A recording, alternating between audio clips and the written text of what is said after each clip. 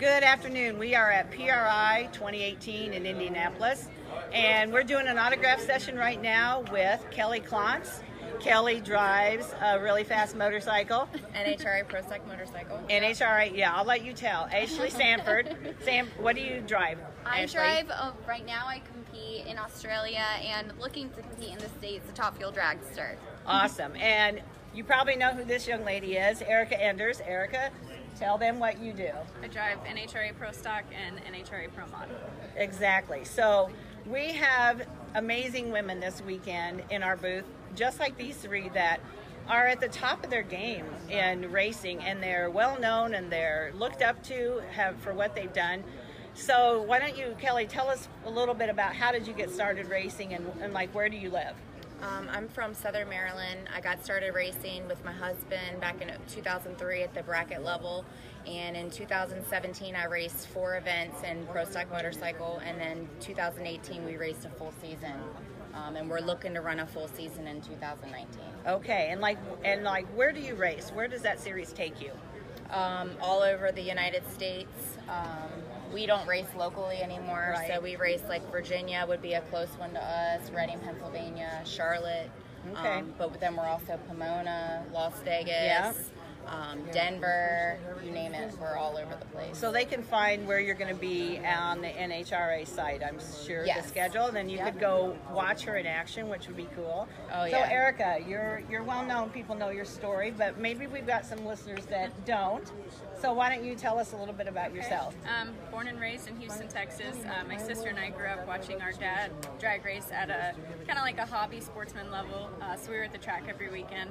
But I got my start behind the wheel when I was 8 years old in a junior dragster, and I raced that for 9 years. I competed in the Lucas Oil Series and Super Comp and Super Gas and a couple other classes as well. I did that for 5, and this will be my 15th year in Pro Stock. So, which kind of makes me feel a little old. You know what? Okay, we're not like that loud. No, we're not she going looks there. amazing. She doesn't look like she's been racing. No. I mean, yeah, you started young, but still, yeah. Last night we went to Dick's Last Resort, and my hat said "Went to prom with Moses." So you're very young. If I went to prom with Moses. So anyway, we had a great time. Yeah, we had a great time. Ashley, tell us about yourself. Well, yeah, I'm Ashley Sanford. I kind of, in a way, have a similar story to Erica. I started when I was 8 years old as well, except this is where it gets different. I grew up doing sand drag racing. So that was on 300 feet of dirt and just very recreational. My dad and my grandpa competed, and I always looked up to them, and I always wanted to go faster though. And so as I got to grow in the sand drags, it was a really small sanctioning body, and it actually ended up kind of dwindling down, and I was graduating high school at 18 years old, and there was nothing else in the world that I could imagine myself doing but racing and trying to, you know, turn this passion into a career. And so I enrolled myself in the college of trying to be an NHRA driver. There you go. And yeah, probably tuition to what I've paid to make it happen is about the same. Yeah, probably. And so that being said, I started off in the alcohol class, top alcohol class, with the help of my family. We created our own team part-time. Went out, got the funding to get myself seat time and exposure to get myself where I am today, which is now a licensed top fuel driver, trying to compete full-time next to these girls. Mm-hmm. Yeah, that's very cool. So I'm going to ask each one of you. Typically, when I interview women, you know, I have a lot of people that say, oh, it's a man's sport. Should women be in it? Of course they should be in it. But what would you say to a young girl, maybe like TK or someone younger? They come up to you, the family, my little girl adores you, wants to race. What would be your advice, and would you recommend to get into racing or not? So just a little bit about that. I know for me, the biggest thing, and I say it, everyone says it, but it's so true, you just can't give up. And it's a lot of work. You have to be prepared, you know, especially something so big as, you know, going in a professional motorsport. It's going to take time, and it can get frustrating. You can feel defeated, but you just cannot give up. You have to keep working towards it. Remember, why you started, your love, your passion for it, and let that guide you, and you'll get there. That's my advice. Okay. I'm sure they have. She summed it up. She did sum it up. She did sum it up pretty good. Very positive. Well, I'll ask you a different question then, if you guys both agree with her. What is the hardest thing about being involved or getting to the level you're at? What was the hardest thing? Was it getting sponsors? Was it getting seat time? What was your most difficult struggle to get where you are today? I think all across the board it would probably be to find the funding. I mean, it's just brutal, as we were just talking about, and it doesn't just happen once, unfortunately. You get kicked when you're down quite a bit, and that's part of having tenacity and just going on and not taking no for an answer, and just plugging away at your dreams. And that's something I admire about both of you guys, but I know your story more, coming to the Fan Fest in Vegas for the first time. I remember sitting next to her. She's so awesome that you made your dream come true. You were running alcohol at the time, you licensed in Top Fuel, you competed at an NHRA event, now you're racing in, it's just there are a million stories like that. I was just listening to TK, so you like TK, we all started when we were young, and it's but the funding aspect is really hard, and just kind of public perception sometimes. People can be really mean. Yes, they with can. Zero consequence. So those are my two hardest things, I think. All right. And so what would you say is the best thing about being a woman driving in a motorsports series? Well, a lot of people don't think that women have the same abilities as a man. And just to be able to go out there and pursue your dreams and accomplish them and be successful and do what you say you're going to do and work hard at it, women can do just as much right here. Yeah. 15 years, 2 championships. Yeah, absolutely. You've been working hard at it. We all strive to win. But at this level, it's not easy. No, it's not. I have, most everybody that I've interviewed said, I'll say, well, what are your goals? I want to be in NASCAR, because a lot of them have been circle track, or they want to be a Top Fuel winner, or whatever they want. And that's great, and I encourage them to have those dreams.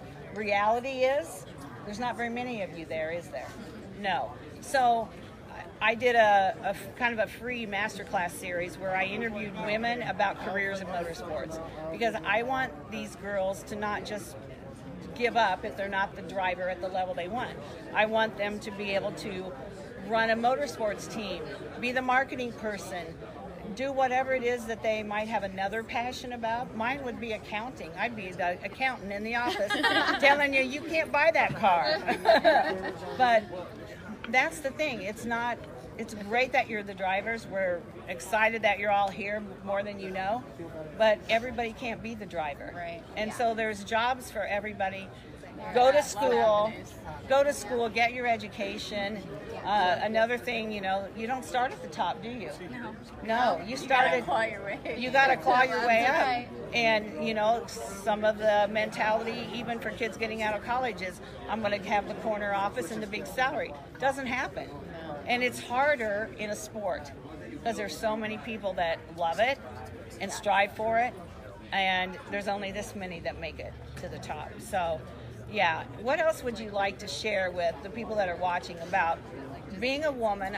We're not picking on you, because when you get on the bike or in the car or whatever you're racing, you're just a driver. Right? Billy Venerini says when you put the helmet on, you can't be a boy or a girl, you're a driver. And I love that he said that when TK interviewed him. So, just what else would you like to share? Ashley? Yeah, well, I was going to say, Erica, I know you have practically the same quote, right, where you said, when I'm in the car doesn't know the difference, right? Is that it? Exactly. Yeah, that's a great quote. It's great. I love that because it's so true. And it doesn't matter what you look like, who you are. It's you in the car. It's your passion. It's your abilities. Yep. And I think I can speak for all of us. We're all passionate about it. And that's really what drives the car and drives you as a driver to be the best. Right. So that's how I feel about it, yeah. How about you? I agree with Ashley. It's you get told no a lot. You get there are a lot of negative aspects to it, but for every one that's negative, there are so many things that are positive. And you know what you were just saying about different avenues. My sister grew up driving with me and then competed in the sportsman ranks, but went a different route with fitness and PR. And now she does PR for like 8 teams out there, and she manages my team. Right. So there are a lot of, and she's an extremely talented driver and athlete. So don't ever give up. And just because you're doing something else to take a step to get to where you want to go doesn't mean you're not going to get there. Just keep plugging away. Right, exactly. Anything to add to that? No, really, but you have to keep working for it. You know, some people want it and they don't get it and they don't last. And, you know, you have to want it and you have to keep being willing to put the steps in and listen to the negativity and not let it get to you and keep your focus and move forward with it. You kind of have to develop a tough skin. Oh, yeah. Oh, yeah. I didn't have that naturally. No, you didn't? I had to acquire that. Yeah. My sister's way tougher than I am. Oh, okay. Thick skin. Thick skin. Family support, and I mean, groups like this help that too. You know, empower each other. You know, try and deter each other from, you know, avoiding all that. Yeah. You know, because you can easily get consumed by it and hear the negative and backlash. And you just got to push it out. Right. One reason there's a lot of reasons I founded this association, but one of the things is that I was looking for a group of women who loved racing, who were passionate about racing. There was nothing. And, you know, so I formed the association really because of that, but also to connect and celebrate women. We're all about guys winning too. We're not against the guys, but they get the press naturally because it's a man's sport. But I wanted to be able to connect and celebrate women. And so perhaps, let's say you didn't know each other and you came here today and you were all racing similar things, and you're like, oh, Erica, I struggle with this, and she helps you. And so that's our goal, is to connect and celebrate women in motorsports. Besides, we love doing the stories in the magazine, so we got to get all 3 of you in the magazine. But it's just every time people come to the booth and they're a woman that's doing something in motorsports, my heart just like, I love it. I love it. Thank you for having having us Yeah, here. you're Thanks for welcome. making the show You're happen. Yeah, no, thank you. So we're going to say goodbye for now. They're here at the booth doing autographs, so don't miss out. Come and meet these stars and get your autographs. Bye.